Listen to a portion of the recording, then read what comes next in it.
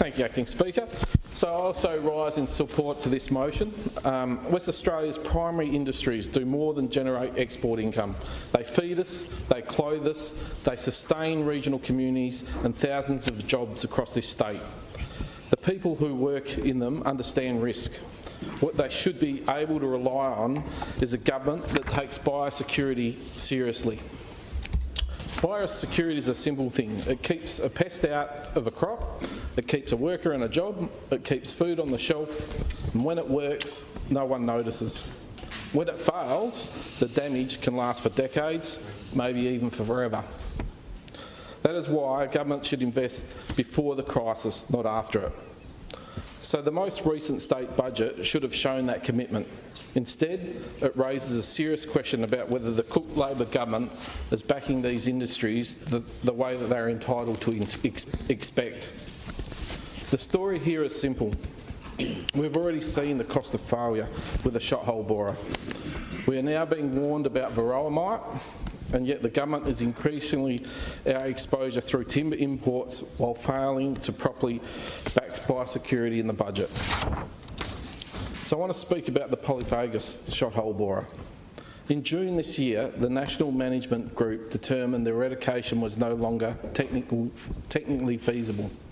The response moved from eradication to management. In plain language, we have stopped trying to eliminate this pest and we are now trying to limit the damage it does. No one disputes that this followed expert advice. The question is what happens next. This is not only a problem for city trees. The beetle carries a fungus that kills its host, and more than 400 species are recognised hosts, including the horticultural trees. Australians love their smashed avo on toast. Borers love avocado too. So do feral animals that are already established here, like the fox and the feral pig. There's nothing a feral pig loves more than digging up the roots of an avocado tree. The avocado tree is a recognised host of the borer. The Avocados Australia has now confirmed detections inside a commercial orchard within the management areas. In California, this same beetle has caused serious damage to avocado production. Aussie farmers deserve to know the long-term plan, what surveillance will continue, what research is being funded, and what support will reach the industries in the firing line. Many of those questions remain unanswered, and farmers are extremely concerned. And there is a cheaper lesson that we did not act on. The borer moves in wood, in firewood, in green waste, in mulch, carried by people who do not know what they are carrying. The cheapest tool there is, or that we had, was a sign at the boundary of the incursion. Plain advice not to move wood from the city into the regions.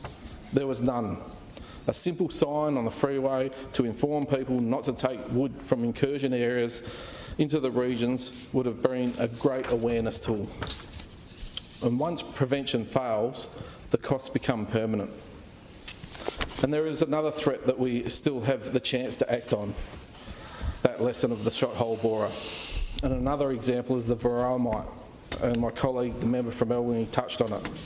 And unlike the borer, this is a threat West Australia can still prevent.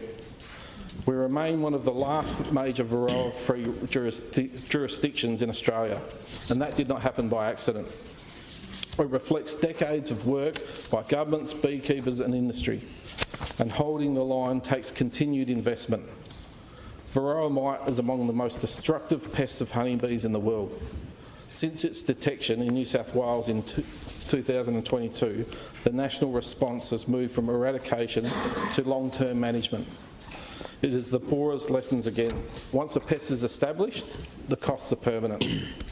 The goal must be to stop it arriving. West Australian beekeepers and the Bee Industry Council of West Australia have warned that complacency could leave the state exposed. They've argued for stronger surveillance and emergency response capability before an incursion, not after. And industry has not just named the problem, it has helped build the solution. The Bee Industry Council supported the development of BMAX WA, a tracing system to identify effective hives quickly and target the response in an outbreak. If varroa is detected, the faster authorities know which hives are affected and which are not, the more targeted the response and the fewer producers disrupted unnecessarily. So if the government agrees early detection is our best defence, industry is entitled to ask a simple question: is every practical measure being taken to support it?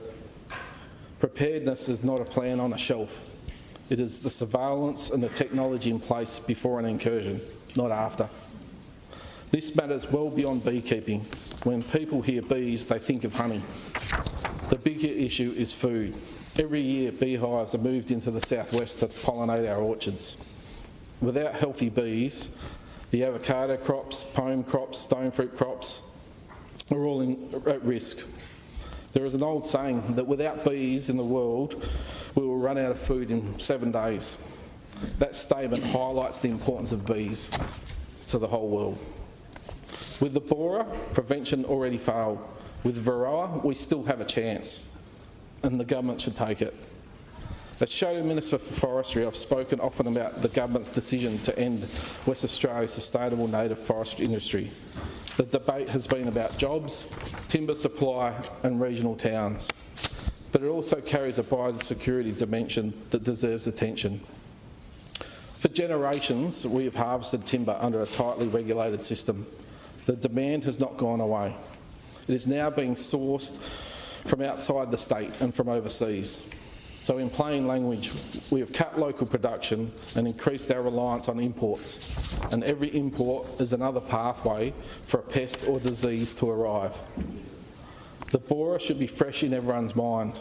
A single incursion can mean enormous costs, decades of management and real harm to communities. If more timber is entering from overseas, our protections matter more, not less. Import inspection must be robust. Risk assessments must be current, and monitoring must be effective. And response capability must be properly funded. The public deserves confidence and those safeguards that are in place. So the motion asks a simple question: is the Cook Labor government properly backing West Australia's primary industry and biosecurity system? The evidence raises serious doubt. History tells us we have done it in the past with codling moth eradication. It can be done. We just need the government to act. Every new pest or disease can affect market access interstate and internationally, and market opportunities will be lost. We have seen the cost of failure with the borer, and avocado growers are still waiting for what happens next. We remain varroa-free, yet the people who keep us that way are still asking for the preparedness that were promised. And imported timber has opened new pathways, just as our defences need strengthening. Taken together, this is not the support these industries were entitled to expect. The people who feed, clothe and sustain this state deserve better. They deserve a government that invests in prevention. They deserve a government that backs the industries underpinning regional West Australia. The question is no longer whether these risks exist, they do. The question is whether the government will provide the support, the investment and the leadership to meet them.